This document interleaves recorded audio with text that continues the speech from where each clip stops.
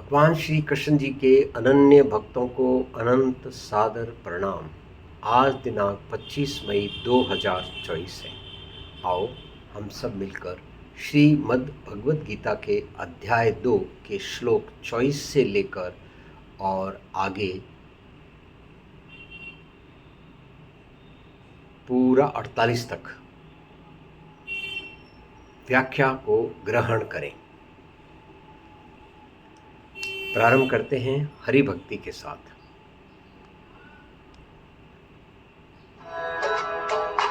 ओम नमो भगवते वासुदेवाय नमः।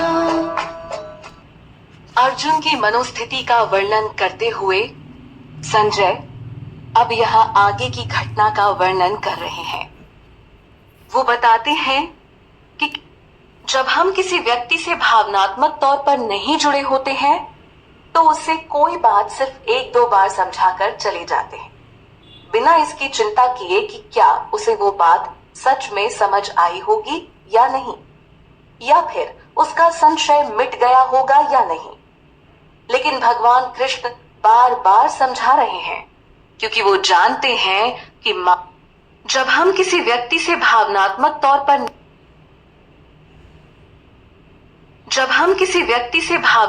तौर पर नहीं जुड़े होते हैं तो उससे कोई बात सिर्फ एक दो बार समझाकर चले जाते हैं, बिना इसकी चिंता किए कि क्या उसे वो बात सच में समझ आई होगी या नहीं, या फिर उसका संशय मिट गया होगा या नहीं। लेकिन भगवान कृष्ण बार बार समझा रहे हैं क्योंकि वो जानते हैं कि माया इतनी शक्तिशाली है कि उसके प्रभाव में मनुष्य के लिए आत्मा के ज्ञान तक पहुंच पाना मुश्किल है। उनके दिल में अर्जुन के लिए प्रेम, श्रद्धा व कल्याण भाव था। वैसे भगवान तो समस्त सृष्टि के लिए कल्याणकारी हैं।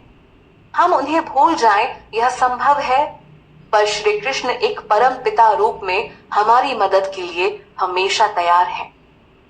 अगर हम अर्जुन के जैसे उनकी शरण लेते हैं तो वो बार बार हमें समझाकर सही मार्ग पर ले आएंगे।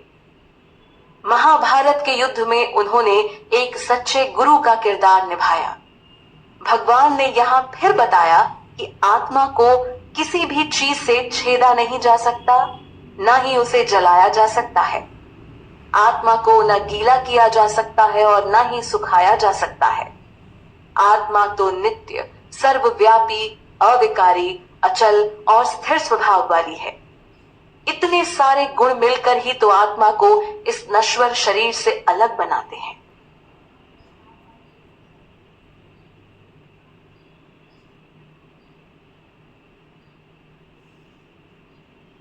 श्री भगवान की वाणी और वैदिक ज्ञान ही केवल आत्मा के स्वरूप को हमारे सामने प्रस्तुत कर सकता है।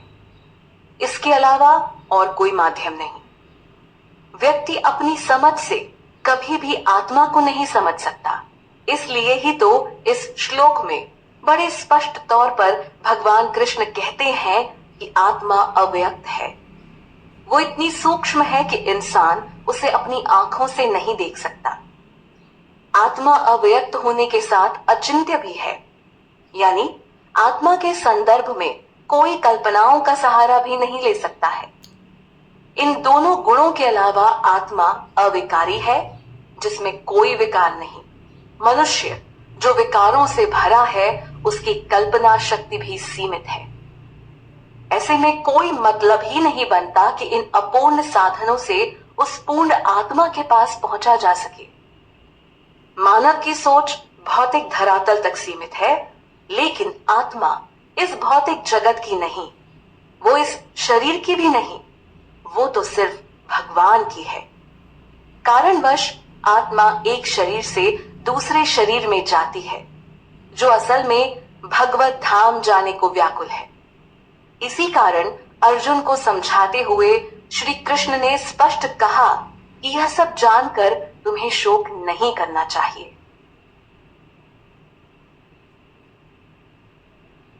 श्री कृष्ण के ज्ञान से पहले अर्जुन अपनी ज्ञान भरी बातें उन्हें बता रहे थे।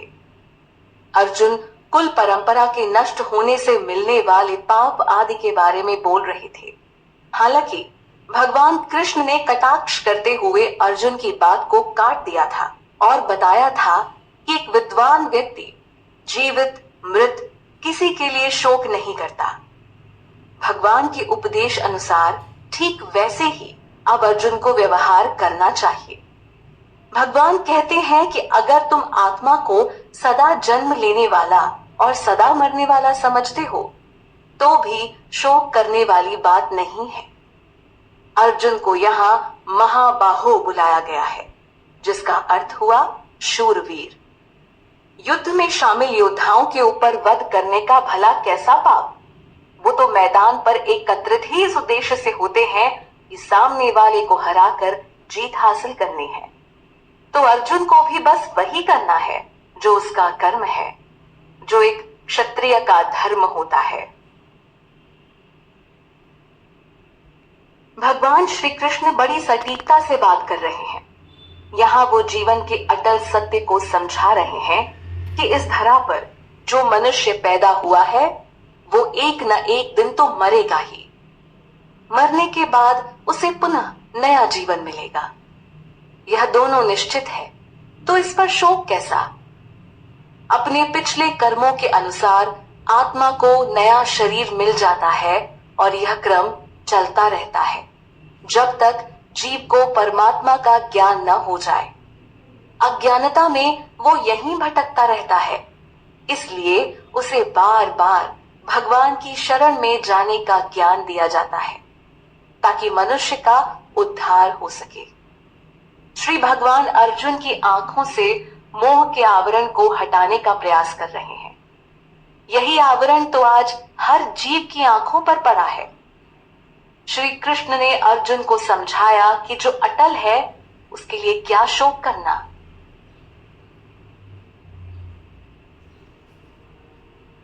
यहाँ आत्मा की उपस्थिति को एक विशेष तरीके से समझाया गया है। श्री भगवान ने अर्जुन को बताया कि हे भारत, प्रारंभ में सारे जीव अव्यक्त अवस्था में होते हैं, यानी न दिखते हुए भी वो किसी एक अदृश्य अवस्था में होते हैं। हालांकि आत्मा के स्वरूप को इनकार करने वाले इसे स्वीकार नहीं करते। श्री कृष्ण आगे कहते हैं कि जीव मध्य में आकर प्रकट होता है और उसके बाद फिर अव्यक्त अवस्था में चला जाता है। आत्मा के शाश्वत होने की धारणा के अनुसार वो हमेशा व्याप्त है। जैसे जन्म से पहले जीव अव्यक्त होता है, जन्म के बाद व्यक्त और मृत्यु के बाद पुनः अव्यक्त हो जाता है। आत्मा इस अनुसार विचरण करती रहती है। अतः इसमें शोक करने की क्या बात है? भगवान कृष्ण शरीर को महत्व न देने पर बार बार जोर दे रहे हैं ताकि अर्जुन मोह की दुनिया से बाहर निकल आए। वैसे देखा जाए तो श्री कृष्ण जो स्वयं भगवान है, चाहते तो एक पल में ही पूरे युद्ध की काया पलट सकते थे। उनके रहते पांडवों के लिए जीत कौन सी बड़ी बात थी? पर अर्जुन के विषाद के चलते ही आज हम सबको भगवत गीता का अमूल्य उपहार मिल सका है, जिसके लिए उन्हें कोटि कोटि नमन है। भगवत गीता सिर्फ ज्ञान का पिटारा नहीं है, हम जैसे बुद्ध जीवात्माओं के लिए मुक्ति का मार्ग है। इस श्लोक में श्री भगवान ने अर्जुन को बताया कि कैसे कुछ लोग आत्मा को आश्चर्य से देखते हैं, तो कोई इसका आश्चर्य से वर्णन करता है और कोई इसके बारे में आश्चर्य से सुनता है। लेकिन इन सब के बीच कुछ ऐसे लोग भी होते हैं जो आत्मा के स्वरूप के बारे में सुनकर भी कुछ नहीं समझते। उनके द्वारा आत्मा को न समझ पाने का मूल कारण है देहात्म बुद्धि द्वारा आत्मा को समझने की कोशिश, जो कभी सफल नहीं हो सकती। इससे पहले के श्लोक में इस बात का वर्णन हो चुका है कि किस तरह आत्मा अचिंत्य है, उसे कल्पना से नहीं समझा जा सकता। आत्मा अव्यक्त है और इतनी सूक्ष्म है कि इन भौतिक आंखों से उसे नहीं देखा जा सकता है। इसके बावजूद भी कुछ लोग ऐसे होते हैं जो सिर्फ उन चीजों पर विश्वास करते हैं जिनका अनुभव वो अपनी भौतिक इंद्रियों द्वारा ले सकती हो, पर आत्मा इससे परे है। तभी वो इसके बारे में सुनकर भी कुछ समझ नहीं पाते हैं। दूसरे अध्याय का 30वां श्लोक का ये वाक्य। शरीर को देह रूप में समझा जा सकता है और देही यानी आत्मा जो उसके अंदर वास करती है, पर फिर भी वो शरीर से भिन्न होती है। शरीर और आत्मा दोनों का अलग अस्तित्व है। शरीर के मरने के बाद भी आत्मा रहेगी क्योंकि वो शाश्वत है। इसलिए अगर आत्मा मरती ही नहीं और उसका कभी वध किया ही नहीं जा सकता, तो ऐसे में किसी जीव के लिए क्या शोक करना। कमाल की बात है कि आज लगभग हर कोई अपने शरीर से बेहद आसक्त है, पर जो हमेशा रहने वाली आत्मा है उसको जानते हुए भी वो अज्ञानी बना हुआ है। कुछ लोग तो इसे स्वीकार ही नहीं करते। श्री भगवान पुनः अर्जुन को शोक ना करने को कहते हैं।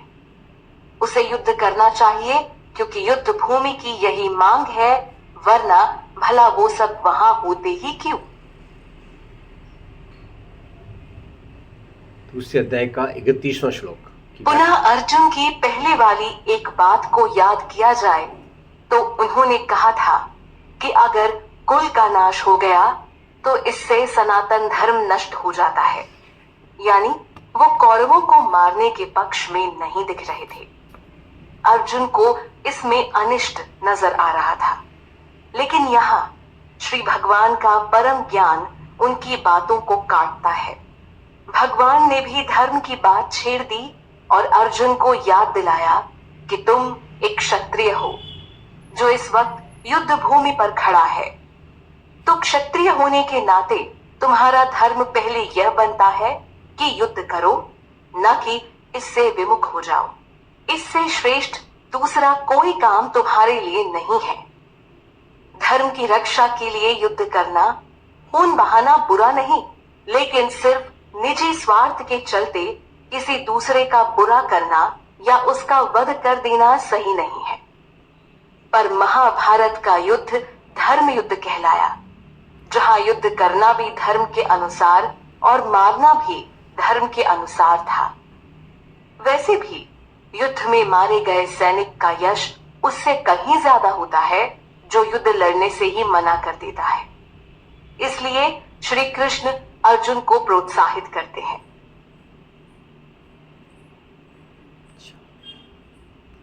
दूसरे अध्याय का 32वें श्लोक की व्याख्या।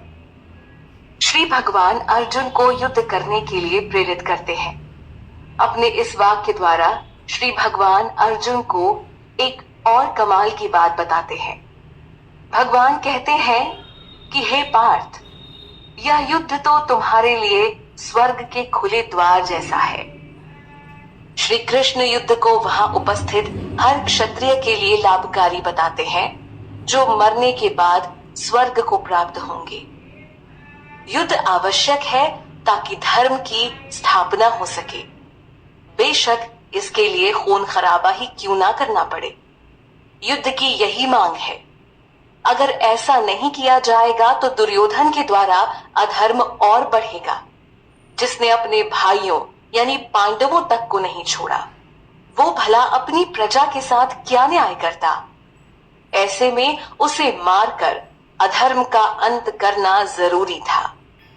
ये सिर्फ क्षत्रिय धर्म के साथ न्याय नहीं होता, बल्कि संपूर्ण प्रजा के लिए भी न्याय होता। एक अधर्मी राजा की छत्र छाया में प्रजा का क्या हाल होता है, यह हर कोई जानता है। दूसरे अध्याय का 33वें श्लोक की व्याख्या। करुणा से भरे अर्जुन की बात पर बेशक कुछ लोग सहमत हों, जो उनके जैसे ही भावुकतापूर्ण दृष्टि से हालात को देखते हो। ऐसे लोगों को लगा होगा कि अर्जुन ने सही ही तो कहा, लेकिन अब श्री भगवान अपने तर्क को प्रस्तुत करते हैं, जो एक गुरु के रूप में अर्जुन के संशय का निवारण कर रहे हैं। इसका कारण है कि स्वयं अर्जुन यह मान चुके थे कि वो मोह के कारण अपने कर्तव्य से भटक रहे थे। तो अब उनका मार्गदर्शन किया जाए। शरणागत होने पर श्री कृष्ण ने उनके गुरु का पद संभाला है। गुरु और शिष्य के तर्क को एक पैमाने पर नहीं तौला जा सकता। यहाँ श्री कृष्ण गुरु के तौर पर स्वतंत्र रूप से अर्जुन को ज्ञान दे रहे थे, जो एकदम सटीक है। उसमें किसी भावना की मिलावट नहीं और न ही किसी प्रकार का संशय है। इसलिए तो श्री भगवान ने स्पष्ट तौर पर अर्जुन को कहा कि युद्ध नहीं करने पर तुम निश्चित ही पाप के भागीदारी होगे। इस धर्म युद्ध से पलायन करने का मतलब ही हुआ अपने यश और धर्म को खो देना। श्री कृष्ण द्वारा कही यह बात सत्य ही तो है, क्योंकि युद्ध से भागे हुए सैनिक को देश की जनता देशद्रोही या भगोड़ा जैसे शब्द कहकर अपमानित करती है, जो एक क्षत्रिय को बिल्कुल शोभा नहीं देता। इस कारण अर्जुन को निडर होकर अपना क्षत्रिय धर्म निभाना चाहिए। दूसरे अध्याय का 34वां श्लोक। भगवान कृष्ण अर्जुन को बताते हैं कि अगर वो युद्ध नहीं करता और युद्ध भूमि से बिना लड़े ही लौट जाता है, तो इसके बाद हर जगह ही उसका अपयश गाया जाएगा। देश की रक्षा एक क्षत्रिय के हाथों में होती है। अगर वो अपने कर्तव्य को ना करे तो भला कौन उसका मान करेगा। भगवान कृष्ण साथ ही यह भी बोलते हैं कि एक सम्मानित व्यक्ति के लिए अपयश तो मृत्यु से भी बढ़कर है। हर व्यक्ति को अपना कर्म करना ही होता है, जिसे ना करने पर उसे अपमान का सामना करना पड़ता है। अर्जुन एक सम्मानित पुरुष थे। ऐसे में सवाल ही नहीं खड़ा होता कि वो अपनी इस प्रतिष्ठा पर दांव खेलें। एक योद्धा के लिए युद्ध में मारा जाना भागने के मुकाबले कहीं श्रेष्ठ है। दूसरे अध्याय का 35वें श्लोक की व्याख्या। अपनी पिछली बातों को ही यहाँ जारी रखते हुए भगवान कृष्ण कहते हैं कि तुम्हारी युद्ध ना लड़ने की इच्छा को दूसरे महारथी योद्धा एक दूसरे नजरिए से देखेंगे। कहने का तात्पर्य यह हुआ कि अर्जुन तो परिवारजनों के मोहवश उन्हें मारना नहीं चाहते। भाई बंधुओं को मारने में उन्हें अनिष्ट दिख रहा है, लेकिन दूसरे महान योद्धाओं को भला इससे क्या। वो तो अर्जुन को सीधे सीधे तौर पर कायर कह देंगे, जो कि डर के मारे युद्ध भूमि छोड़कर भाग गया। उनके हृदय अर्जुन के समान कोमल नहीं और न ही उनके विचार अर्जुन के जैसे पवित्र हैं। अर्जुन ने मैदान छोड़ा तो हर कोई उसे तुच्छ मानेगा। जो भी उन्हें पहले सम्मान देता आ रहा था, वो भी अर्जुन की निंदा करेंगे, आलोचना करेंगे। इसलिए अर्जुन के लिए यह बिल्कुल अनुकूल नहीं कि अब वो युद्ध स्थली से वापस लौट जाए। दूसरे अध्याय का 36वें श्लोक का व्याख्या। भगवान कृष्ण अर्जुन को युद्ध न करने के दुष्परिणाम बता रहे हैं। भगवान कहते हैं कि अर्जुन, अगर तुम युद्ध से विमुख होते हो तो तुम्हारे शत्रु तुम्हारे सामर्थ्य का मजाक उड़ाएंगे। वो ऐसे ऐसे कटु वाक्य बोलेंगे जिसे कोई भी सुनना पसंद नहीं करेगा। तो तुम्हारे लिए ऐसे वचनों को सुनने से कष्टदायक और क्या हो सकता है। भगवान कृष्ण सखा, संबंधी और एक गुरु के रूप में अर्जुन का सिर्फ भला ही चाहते थे। दूसरे अध्याय का 37वां श्लोक की व्याख्या। इससे पहले भी भगवान श्री कृष्ण अर्जुन को यह कह चुके हैं कि युद्ध तो तुम्हारे लिए स्वर्ग के खुले द्वार जैसा है। यहाँ भी भगवान पुनः इसी बात पर जोर देते हुए कहते हैं कि हे कुंती पुत्र, अगर तुम युद्ध करते हुए मारे भी जाओगे तो भी स्वर्ग को प्राप्त होगे, और अगर युद्ध जीत गए तो पृथ्वी का पूरा राज्य भोग करोगे। इसलिए खड़े हो जाओ और निश्चय पूर्वक युद्ध करो। स्वयं भगवान के वचन और सुझाव होने के नाते इसमें कोई संदेह ही नहीं कि अर्जुन को अब पीछे नहीं हटना चाहिए। वैसे देखा जाए तो ये पूरा जीवन ही एक युद्ध के समान है। जहां हम सबको अपने अपने हिस्से की लड़ाई लड़नी है और इसमें कोई पीछे नहीं हट सकता, वरना वही होगा जो कृष्ण ने कहा, कर्म से विमुख होने पर व्यक्ति अपनी प्रतिष्ठा खो बैठता है।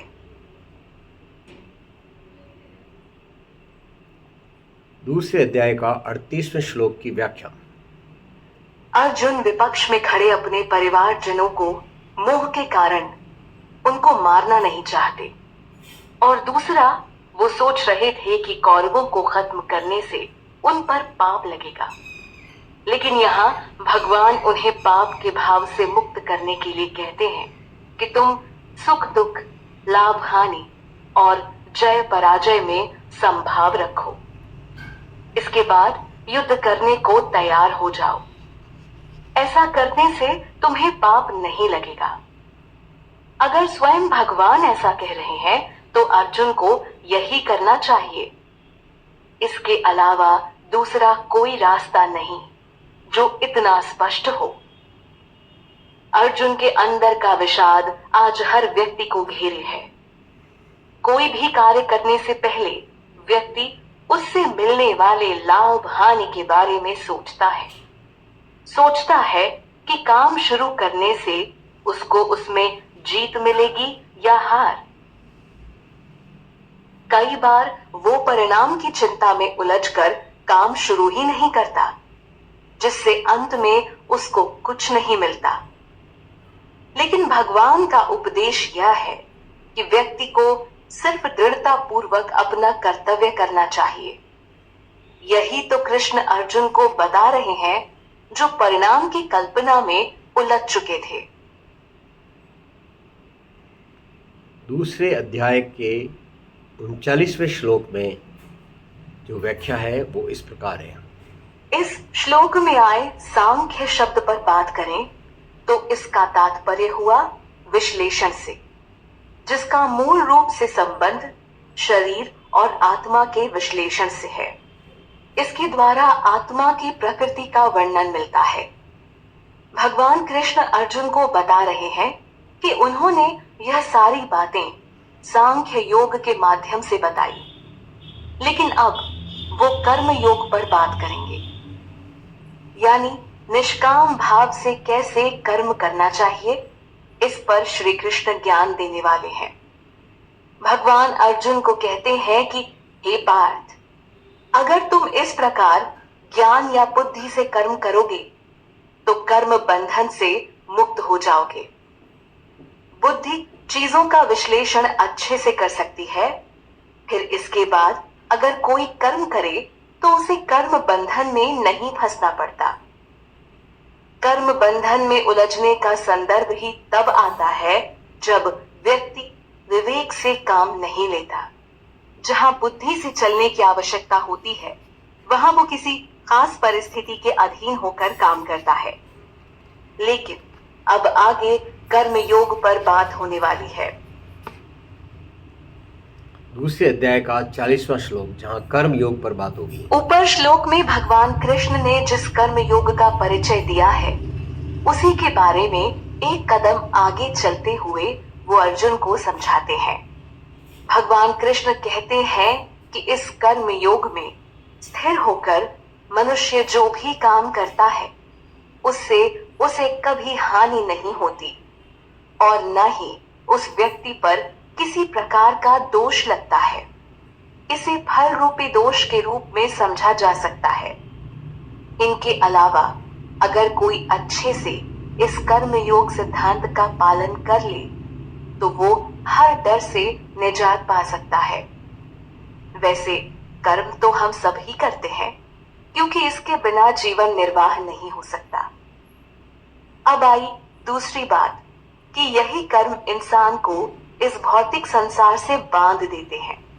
कर्म फल में बंधा व्यक्ति बार बार लौटकर इसी धरा पर आ गिरता है, जिसका कारण साफ है। कर्म योग या कर्म सिद्धांत को सही से समझ ना पाना। व्यक्ति भगवान के अस्तित्व से विमुख होकर जीवन भर अपने और अपने परिवार के लिए काम करने में लगा रहता है, चाहे उसके लिए उसे अधर्म का रास्ता ही क्यों ना चुनना पड़े। ऐसा देखा भी गया है कि कैसे परिवार का भरण पोषण करने के लिए कई बार व्यक्ति धर्म से समझौता कर बैठता है, जो उसके पतन का कारण बन जाता है। दूसरे अध्याय के 41वें श्लोक का अध्ययन कीजिए। श्री कृष्ण ने यहाँ अर्जुन को कुरु नंदन कहकर संबोधित किया है, जिसका अर्थ हुआ कि अर्जुन सभी कुरुओं में सबसे प्रिय पुत्र है। भगवान कृष्ण बता रहे हैं कि जो व्यक्ति इस कर्म योग मार्ग पर स्थिर होकर चलता है, तो उसकी निश्चयात्मक बुद्धि एक ही होती है, उसमें भटकाव नहीं होता। ऐसे में व्यक्ति के मन में कर्म और अपने लक्ष्य को लेकर दृढ़ निश्चय होता है। लेकिन कुछ ठीक इसके विपरीत होते हैं, जिन्हें विवेकहीन कहना गलत नहीं होगा, जिनका चित्त हमेशा दुविधा में फंसा रहता है। ऐसे लोगों की बुद्धि कई शाखाओं में फैली होती है, वे वह अनंत होती है। ऐसे लोग किसी भी काम को शुरू करने से पहले इतना सोचते हैं, या कहें उनके मन में इतने विभिन्न विचार आते हैं कि वो किसी एक निर्णय पर नहीं पहुंच पाते। पहुंचते भी हैं तो दूसरा विचार फिर भटकाव पैदा कर देता है। दूसरे अध्याय का 42वां श्लोक की व्याख्या। यहाँ भगवान श्री कृष्ण ऐसे अविवेकी लोगों की ओर इशारा कर रहे हैं, जो भोगों में लिप्त रहते हैं और जो वेदों में बताए सकाम कर्मों के प्रति ही ज्यादा आसक्त रहते हैं। उनको बस स्वर्ग मिल जाए, यही उनकी कामना होती है। ऐसे लोगों के लिए स्वर्ग से बढ़कर और कुछ नहीं है। यह बस फूल जैसी शोभित और रमणीय बातें ही करते हैं। इसमें कोई संदेह नहीं कि हमारे वेद शास्त्र ऐसे उपाय भी सुझाते हैं, जिन्हें करने से व्यक्ति स्वर्ग की प्राप्ति कर सकता है। पर अविवेकी और लोभी लोग इसी को परम सत्य और लक्ष्य मान लेते हैं और बस दुनिया के भोगों में जीवन बिता देते हैं। दूसरे अध्याय के 43वें श्लोक का स्वर्ग को ही सब कुछ समझने वाले लोग कभी भी भगवान की सत्ता तक नहीं पहुंच पाते, जो स्वर्ग से भी परे है। ये लोग भोग ऐश्वर्य और ऐसे ही अनेक क्रियाओं के बारे में बात करते हैं, जिसके कारण मनुष्य जन्म मरण के चक्र में ही फंसा रह जाता है। ये सारे भोग विलास व्यक्ति को सिर्फ कुछ क्षण भर का सुख देते हैं और वो मूर्ख इनके पीछे सदैव लगा रहता है। ऐसे लोग वेद पुराणों से भी अपने मतलब भर का ज्ञान लेते हैं, ऐसा ज्ञान जो उन्हें स्वर्ग का सुख दिला सके। अध्याय 2 के श्लोक 44 की हिंदी में व्याख्या। फिर से। वेद पुराणों में सतोगुण, रजोगुण और तमोगुण की चर्चा हर तरफ मिलती है। इन्हीं गुणों के अधीन मनुष्य के तमाम कार्यों को होते देखा गया है, जो इस भौतिक जगत में उसके बंधन का कारण भी है। व्यक्ति की बुद्धि में इनमें से किसी एक गुण की अधिकता होती है। बाकी गुण भी थोड़ी थोड़ी मात्रा में होते हैं, पर किसी एक की अधिकता रहती है। यहाँ भगवान कृष्ण अर्जुन को इन तीनों गुणों से परे जाने को कह रहे हैं। वो कहते हैं, हे अर्जुन, तुम इन गुणों से ऊपर उठ जाओ और निर्द्वंद्व बनो। निर्द्वंद्व यानी जीवन में किसी भी घटना या चीज को लेकर दिखने वाले दो अलग अलग नजरिए। कृष्ण अर्जुन को बिना चिंता किए एक नजरिया बताने को कहते हैं, ताकि वो अपने कर्म के प्रति भ्रमित न हो सके। साथ ही कहते हैं कि तुम लाभ या सुरक्षा की चिंता किए बिना आत्मपरायण बनो। परमात्मा में चित्त को स्थिर करना एक जटिल कार्य है, लेकिन सबसे आवश्यक कार्य भी यही है। ऐसा ना करने से व्यक्ति भटकाव या दूसरे शब्दों में कहें माया का शिकार बन जाता है। दूसरे अध्याय का 46वां श्लोक। सभी वेद पुराणों का मूल उद्देश्य व्यक्ति को आत्म साक्षात्कार की ओर अग्रसर करना है, जिसका अर्थ हुआ खुद की ओर भगवान की स्थिति को समझना, इन दोनों के बीच संबंध को समझना और यह जानना कि हम भगवान कृष्ण के ही अंश हैं। यह आत्मज्ञान जिसे हो गया, उसके लिए समस्त वेदों को पढ़ने की भी कोई आवश्यकता नहीं। यही बात तो भगवान कृष्ण अर्जुन को समझा रहे हैं। वो कहते हैं कि जब एक व्यक्ति के चारों तरफ बड़े बड़े परिपूर्ण जलाशय होते हैं, तो उसके लिए किसी छोटे जलाशय का कोई अर्थ नहीं रह जाता। उसी प्रकार जिस व्यक्ति को आत्मज्ञान हो गया, जिसने स्वयं भगवान कृष्ण के साथ अपने शाश्वत संबंध को समझ लिया, उसके लिए फिर सभी वेदों के अध्ययन का कोई प्रयोजन नहीं रह जाता है। दूसरे अध्याय का 47वां श्लोक, जो कि आप आम तौर पे जीवन में कभी न कभी खुद भी स्वयं बोले होंगे, और वह श्लोक है, जरा एक पल के लिए सोचें कि अर्जुन की जगह आप उस रथ पर बैठे हैं और भगवान कृष्ण सीधे तौर पर यह श्लोक आपको ही समझा रहे हैं। भगवान कर्म के प्रति जिम्मेदारी का अनुभव करवाते हैं और कहते हैं कि कर्म फल पर तुम्हारा कोई अधिकार नहीं है। यह सुनकर अजीब या बहुत अजीब लग सकता है, क्योंकि आज लगभग हर व्यक्ति कर्म की शुरुआत करने से पहले ही मानसिक स्तर पर उससे मिलने वाले फल के बारे में सोच लेता है। ऐसे में भगवान कहते हैं कि तू कर्म फल के लिए हेतु मत बन, और ऐसा भी न कर कि कर्म न करने के प्रति तेरी आसक्ति हो जाए। इस ज्ञान के बाद आपको अवश्य सोचना पड़ेगा कि आपको खुद में कितने प्रतिशत तक का बदलाव लेकर आना है, क्योंकि यही सत्य है कि कर्म का फल व्यक्ति के हाथ में नहीं। यहाँ भगवान ने अर्जुन को साफ तौर पर कह दिया कि कर्म फल की इच्छा से किया गया कर्म या फिर कर्म से विमुख हो जाना, दोनों ही गलत हैं। अब ये अंतिम श्लोक आ रहा है, दूसरे अध्याय का 48वां। यहाँ भगवान कृष्ण एक महत्वपूर्ण संदेश को सरल भाषा में अर्जुन को समझा रहे हैं। इस ज्ञान को समझकर विरले लोग ही इसे अपने जीवन में उतार पाते हैं और बाकी बद्ध अवस्था में रह जाते हैं।